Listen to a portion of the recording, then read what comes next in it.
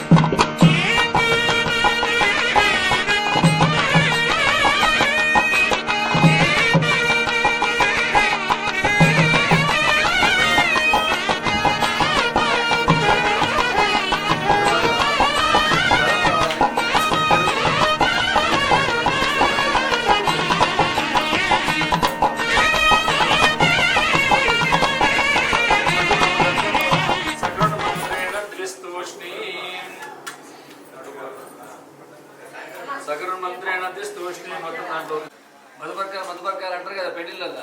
మధుపర్క అంటే ఇది. ఆ టైంలో బట్టలు కూడా పెట్టాలి. అంతేగాని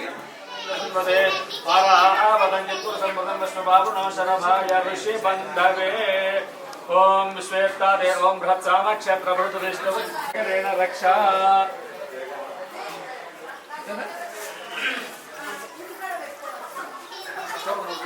వచ్చినటువంటి వరుడికి మామగారు యజ్ఞోపవీతం చేస్తాడు.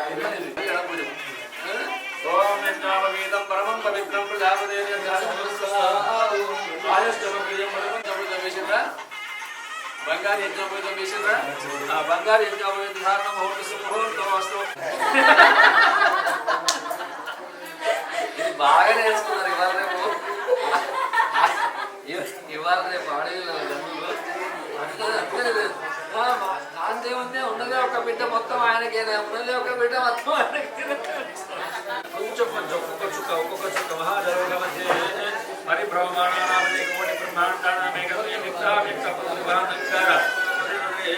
భూర్భువస్వర మహర్జనస్తపస్సర్జనోగాస్తి లోకస్య గోభగే సుండాదత్తోత్తమిదే అమరావత్య శోకపతి భోగపతి రజపతి కొంచెం ఒక్కో చుక్క ఈశానాక్ష అష్టలోకపాలపతే లోకాలోకాలోకయతే మహేశ్వరాఖ్యోత్తరద్విగుణీగుద సప్తద్వీపైర్దీపితే అంకమంగకళింగ కాశ్మీర కామూర సోవార సోవీర విదర్భావిదేహ మాకలిక పర్వరకీక జకోతల కుత్తర కిరాత దూరదీన రేకణ కొంకణ మత్స్యమైంద్ర సైంధవాసిక ఉదకాం కన్యాదానం దుర్గమహం సంప్రదదే. మొత్తం చేసిన దాన సాంతుల్యార్థం యథాశ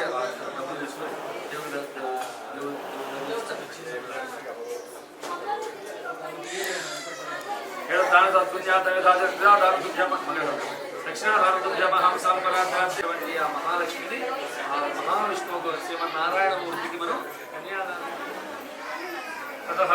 ముహూర్తం కరిష్యే.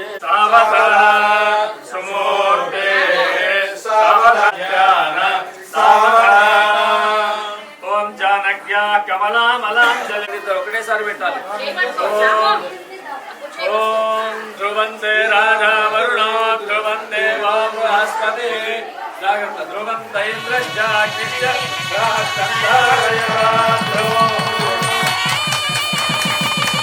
అయం ముహూర్త సుముహూర్తకాలే సూర్యాది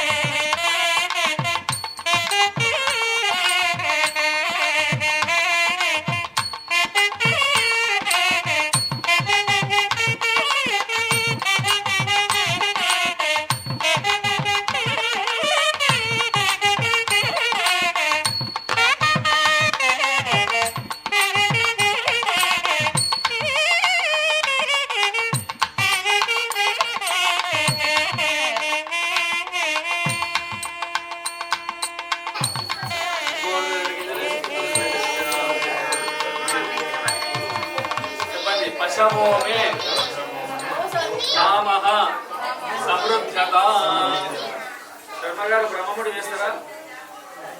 వేసానండి స్వామి గారు వేసానండి. చంద్రవేశ నమస్కారం చేసుకోండి. ఆ మధ్యలో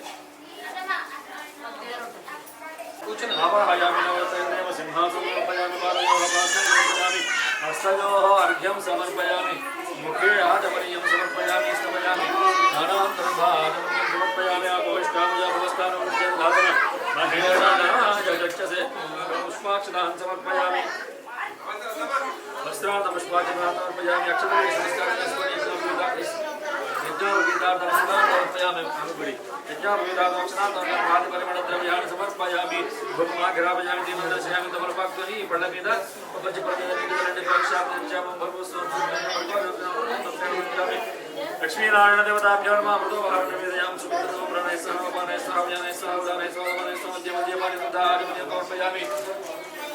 లేచి నిల్చొని మంగళహారతి ఇవ్వండి. నీరాజనాంతర్భాగమనీయం సమర్పయామి. సంతదశి నిజోళ్ళకు సంతదశి దశతో మంగళాన్ని భగవంతుని శిరస్సు మంగళేశ్వర అలాగివ్వండి. క్షమస్వ పరమేశ్వర నమస్కారం చేసుకోండి. సర్వపద పూజాం పరికల్పయామి.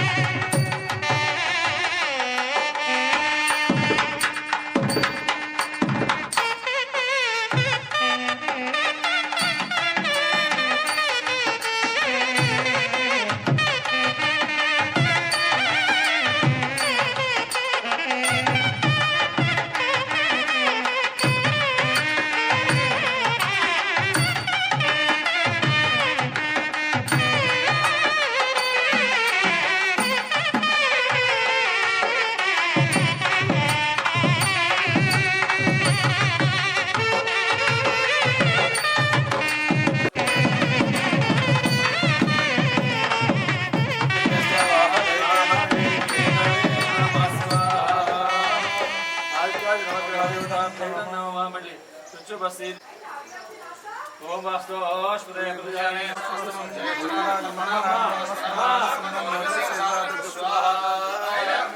ओम प्रियपतिं हवामहे कविं कवीनामुपस्थितं ज्येष्ठराजं ब्रह्मणां ब्रह्मणस्पदां शृण्वन्नोदस्य स्वाहा ओम कवीनां त्वा कविपतिं हवामहे कविं कवीनामुपस्थितं ज्येष्ठराजं ब्रह्मणां ब्रह्मणस्पदां शृण्वन्नोदस्य स्वाहा ओम लम नमस्ते गणपतये त्वमेव प्रत्यक्षं दत्तमसि त्वमेव केवलं दत्तासि त्वमेव केवलं दत्तासि त्वमेव केवलं भक्तासि त्वमेव जगदखिलं ब्रह्मासि त्वं साक्षात् आत्मासि नित्यं स्वाहा एवं ध्यायते नित्यं स्वाहा नमो प्रातपदे नमो गणपतये नमो प्रभवदे नमस्ते स्वरंबोधनाय ग्रंथाय विघ्नविनाशिने स्वाहा नमो प्रातपदे नमो गणपतये नमो प्रभवदे नमस्ते स्वरंबोधनाय ग्रंथाय विघ्नविनाशिने शिवसुराज श्रीवरदमूर्तये नमो नमः स्वाहा ओम श्रीं ह्रीं क्लीं ग्लौं गणपतये నాగమణి నామ్ని సహ కుటుంబం అనుకూలం ప్రయచ్చ ప్రతికూలం నాశయ ఆపదో నివారయ సంపదో వర్ధయ సర్వత్ర విదజం ప్రయచ్చ ఆయురారోగ్యం గురు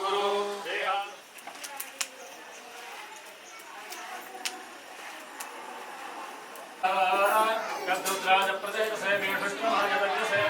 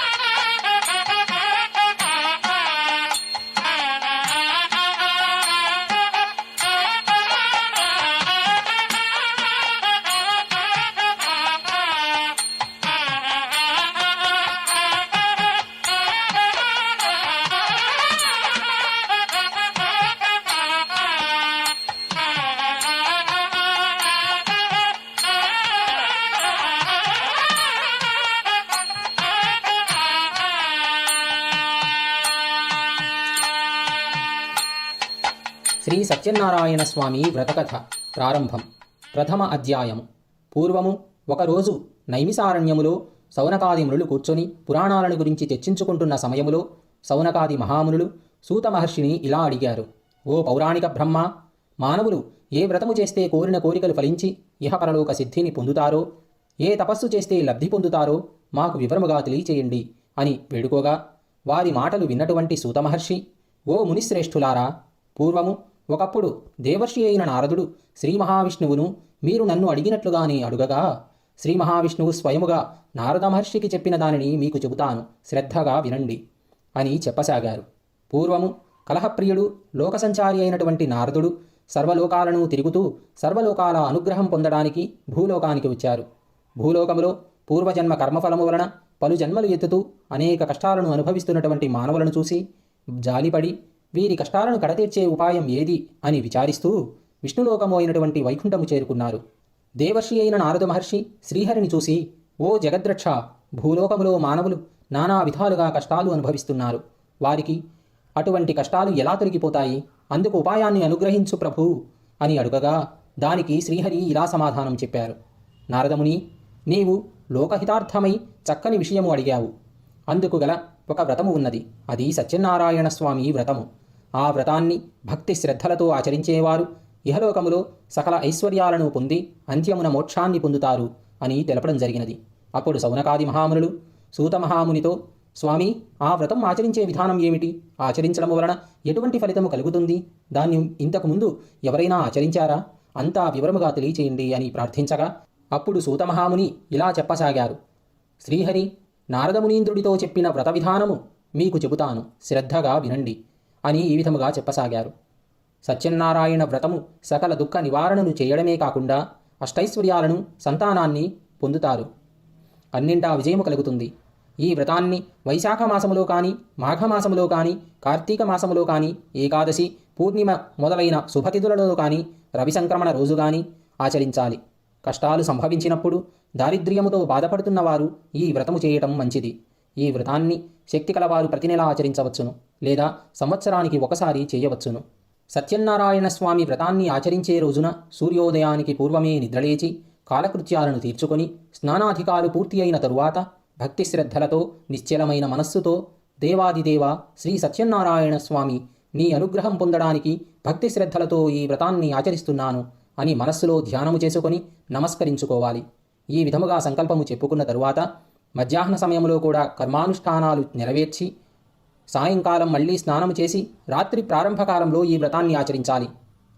పూజాస్థలములో గోమయముతో అలికి వరిపిండి మొదలైన 5 రంగుల చూర్ణముతో ముగ్గులు పెట్టి దానిపై తెల్లని నూతన వస్త్రాన్ని పరిచి దానిపై బియ్యము పోసి దానిపై కలశం పెట్టుకోవాలి.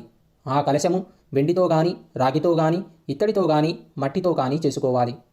తరువాత ఆసనముపై మళ్ళీ ఒక నూతన వస్త్రాన్ని పరిచి దానిపై సత్యనారాయణ స్వామి పటాన్ని కానీ, విగ్రహాన్ని కానీ ప్రతిష్ఠించుకోవాలి.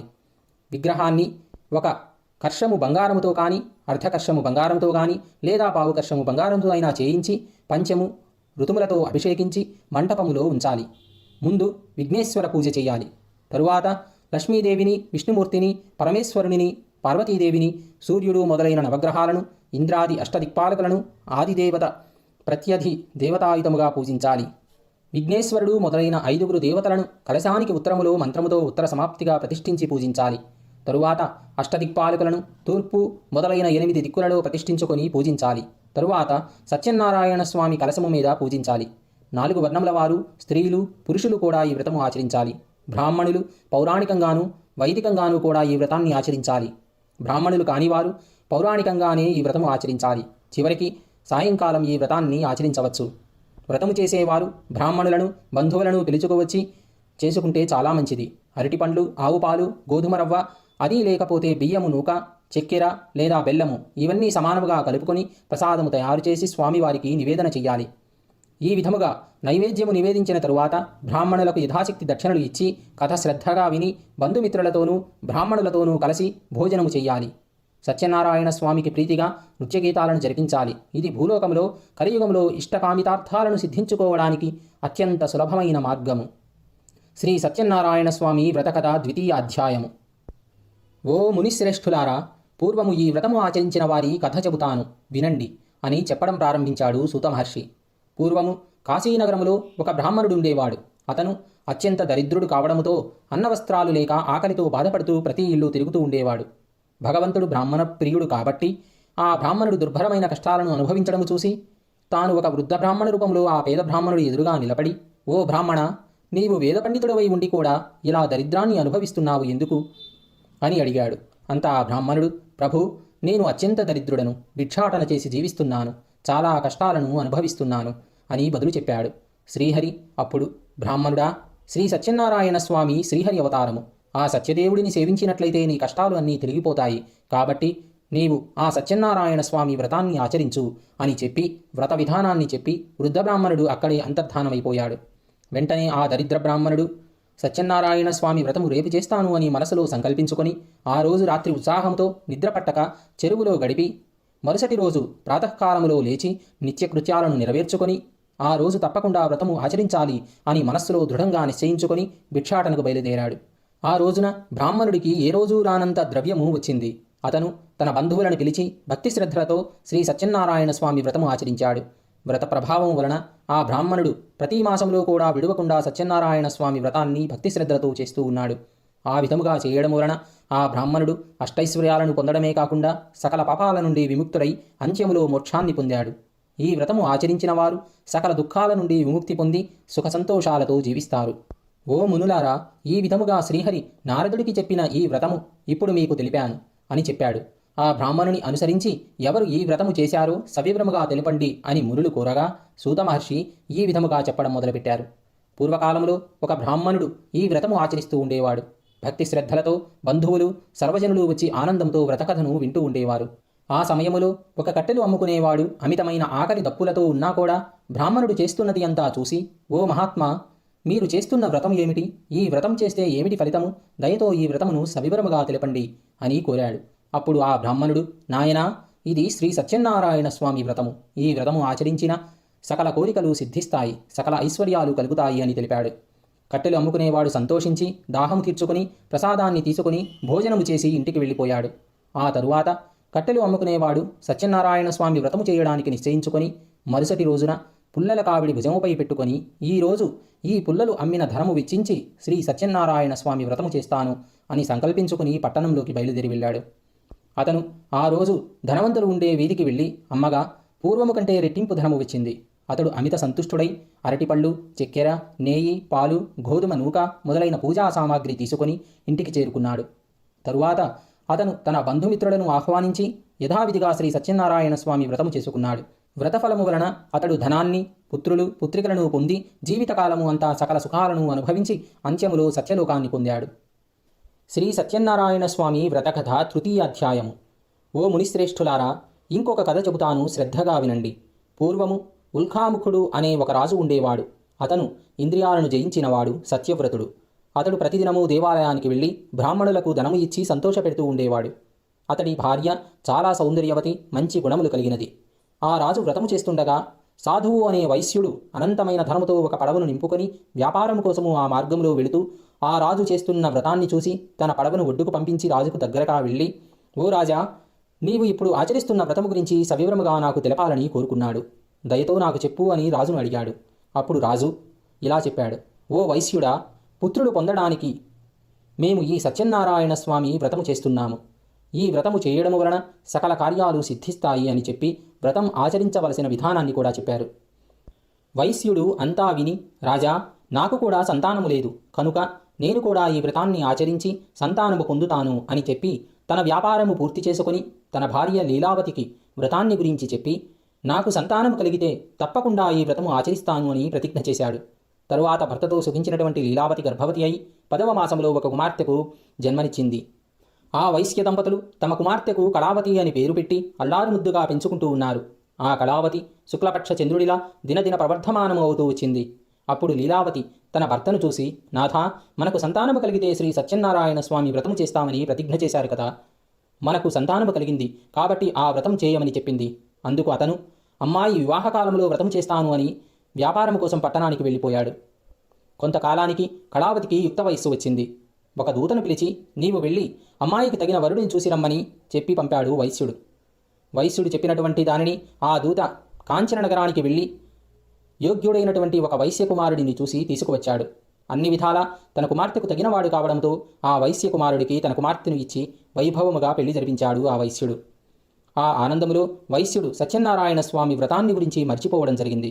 అంతటా సత్యనారాయణ స్వామికి ఆ వైశ్యుడిపై కోపం వచ్చింది. వ్యాపారములో ఆరితేరిన ఆ వైశ్యుడు తన అల్లుడితో కలిసి వ్యాపార నిమిత్తము బయలుదేరి సముద్ర తీరములో ఉన్న రత్నసానూపురానికి చేరుకున్నారు. రత్నాసానూపురాన్ని చంద్రకేతు అనే మహారాజు పరిపాలిస్తూ ఉండేవాడు.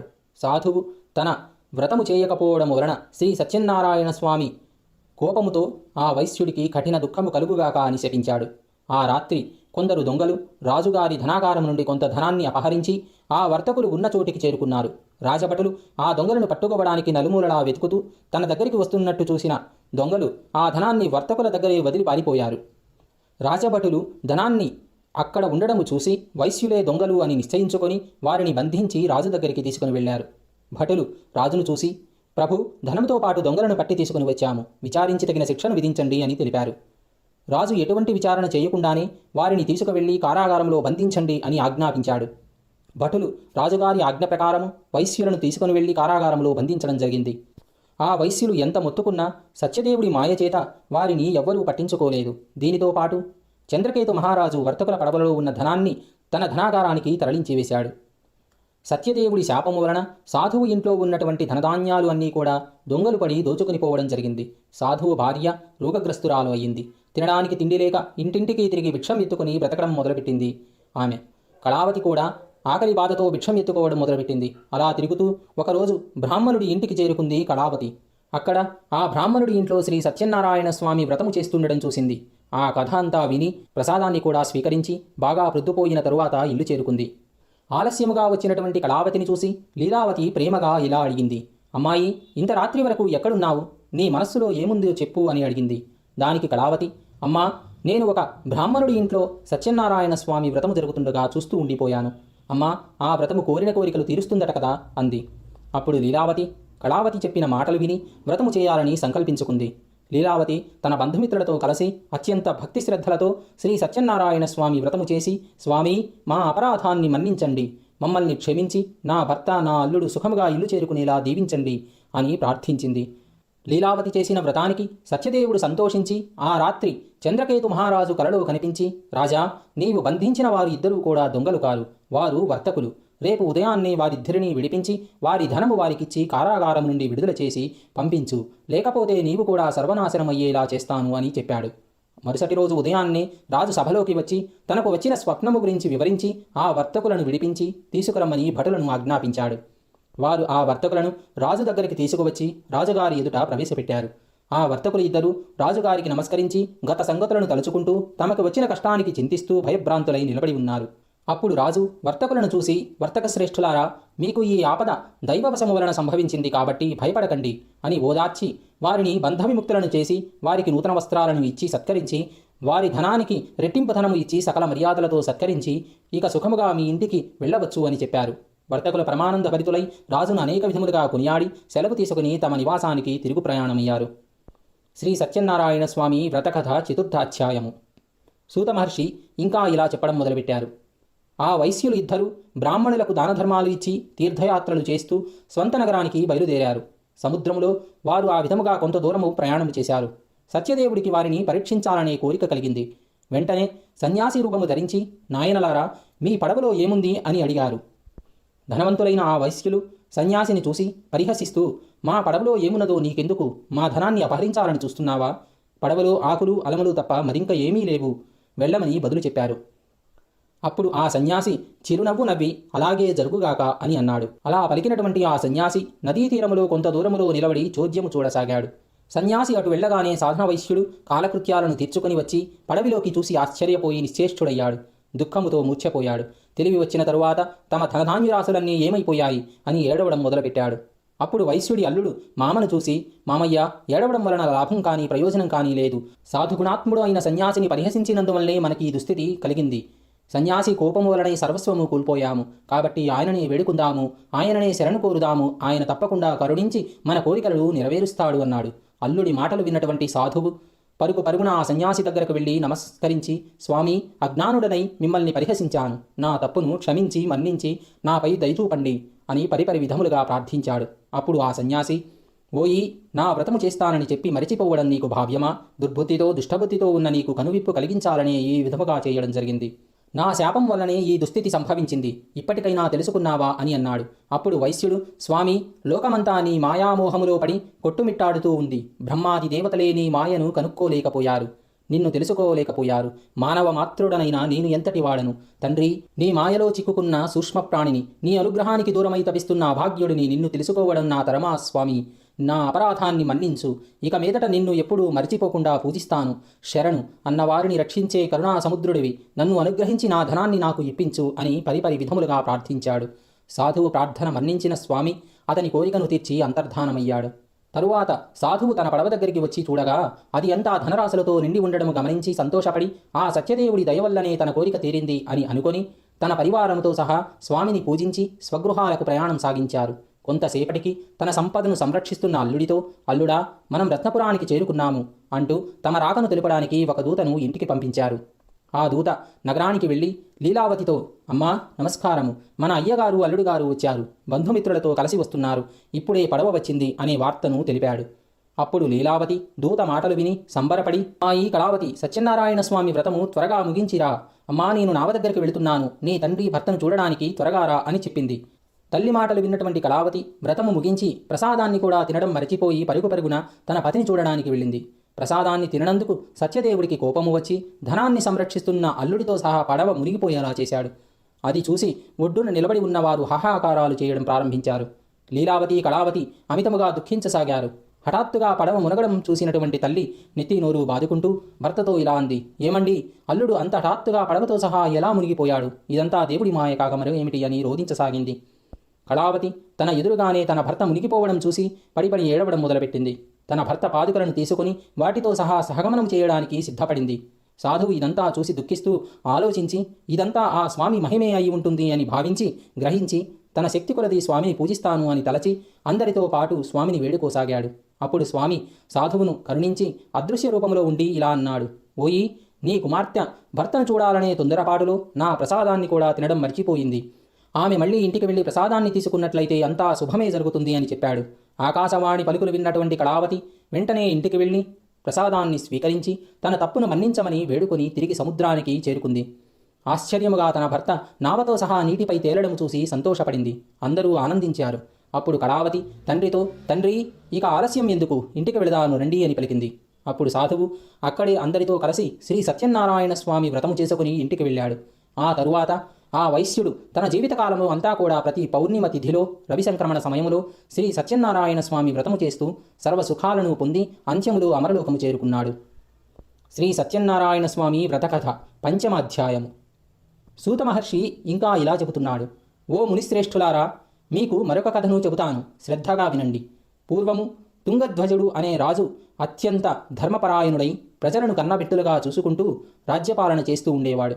ఆ మహారాజు ఒకరోజు వేటకు అడవికి వెళ్ళి తిరిగి వచ్చే మార్గమధ్యములో విశ్రాంతి తీసుకుంటూ ఉండగా ఒక మారేడు చెట్టు కింద కొంతమంది గొల్లలు తమ బంధుమిత్రులతో కలిసి వ్రతము చేసుకుంటుండగా చూసి స్వామికి నమస్కారమైనా చేయకుండా నిర్లక్ష్యము చేశాడు.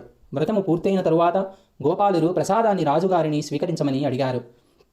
గోపాలురు అందరూ ప్రసాదాన్ని తిన్నారు. కానీ రాజుకి అహంకారం అడ్డు వచ్చి ఎవరు ఏది పెడితే అది నేను తింటానా ఏమిటి అని అనుకొని ప్రసాదాన్ని అక్కడే వదిలిపెట్టి రాజ్యానికి వెళ్ళిపోయాడు.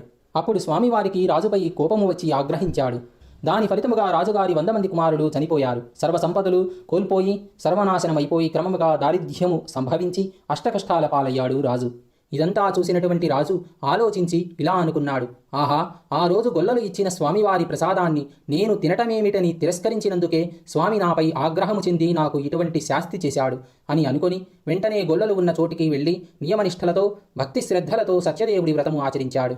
అప్పుడు స్వామి దయతలచి మళ్ళీ ధనధాన్యాలు మొదలైన సంపదలను 100 మంది పుత్రులను రాజ్యసుఖాలను ఇచ్చి అనుగ్రహించాడు. రాజు సర్వసుఖాలను అనుభవిస్తూ క్రమము తప్పకుండా స్వామివారి వ్రతాన్ని చేస్తూ అంత్యకాలంలో సత్యలోకానికి చేరుకున్నాడు. ఎంతో మహోన్నతమైన ఈ సత్యనారాయణ స్వామి వ్రతాన్ని భక్తి శ్రద్ధలతో చేసినవారు, వ్రతము చూసినవారు, కథలను విన్నవారు శ్రీ సత్యనారాయణ స్వామి అనుగ్రహానికి పాత్రులు అవుతారు. ఆయన కృపతో ధనధాన్య సంపదలను, పుత్రపౌత్రాది సంతానము పొందుతారు. ఇహపరలోకాలలో సర్వసౌఖ్యాలను అనుభవిస్తూ మోక్షము పొందుతారు. ఈ వ్రతాన్ని భక్తి శ్రద్ధలతో చేసినట్లయితే దరిద్రులు ధనవంతులవుతారు, బంధవిముక్తి పొందుతారు, భయాలు తొలగిపోతాయి. అలాంటి భక్తులు నిశ్చయముగా సకలాభీష్ట సిద్ధిని పొంది అంత్యములో సత్యలోకానికి చేరుకుంటారు. కాబట్టి ఓ మునులారా, మానవులను సర్వదుఖాల నుండి విముక్తి చేసేటువంటి మహిమగల శ్రీ సత్యనారాయణ స్వామి వ్రత విధానము, దాని ఫలితాలను ఆచరించి ముక్తి పొందిన వారి కథలను మీకు తెలిపాను. విశేషించి కలియుగములో శ్రీ సత్యనారాయణ స్వామి వ్రతాన్ని మించినది లేదు. ఇది ప్రత్యక్ష ఫలప్రదమైనది. ఈ కలియుగములో సత్యనారాయణ స్వామిని కొందరు సత్యదేవుడు అని, సత్యనారాయణ అని, సర్వేశ్వరుడు అని పిలుచుకుంటూ ఉంటారు. శ్రీ సత్యనారాయణ స్వామి వ్రతకథ సమాప్తం.